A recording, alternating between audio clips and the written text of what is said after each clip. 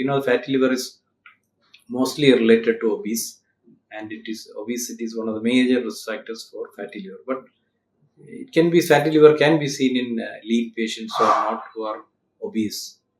There may be quite number of reasons to this.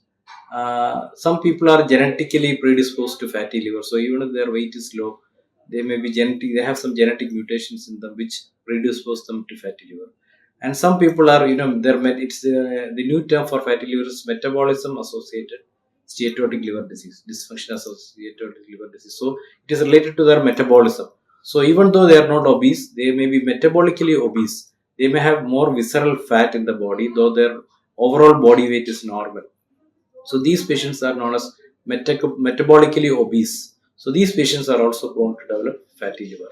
And also any lifestyle habits like alcohol or taking too much refined carbohydrates, sweets, sugars, all this predispose to fatty liver even if you are lean.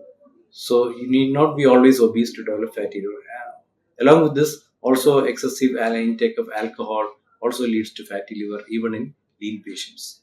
Also, leading a sedentary lifestyle also contributes to development of fatty liver, which can occur even in thin patients. So, diagnosis of fatty liver, whether in lean patients or obese patients, is more or less the same.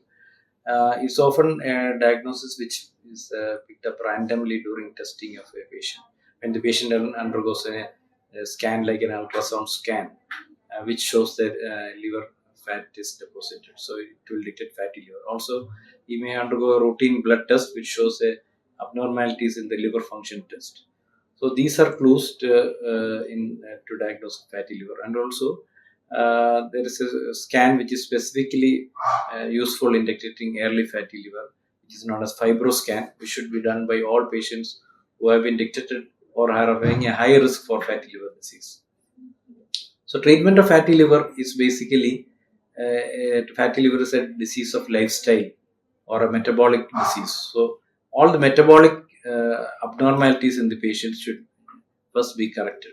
So if the patient is having a metabolic condition like a thyroid disease, or in women polycystic ovary disease, or a thyroid disease, or other cholesterol or blood sugar, all these metabolic factors should ideally be controlled to regulate the fatty liver. Next is diet and exercise, which is a cornerstone of treatment for fatty liver. So all these patients should be on a dietary control with less of refined sugars and less of refined carbohydrates, and take more proteins, more vegetables, and more fruits.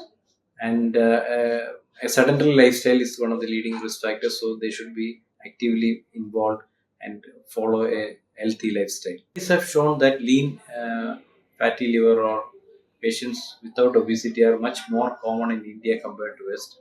A study has shown about 20 to 40% of Indian fatty liver are lean, unlike Western.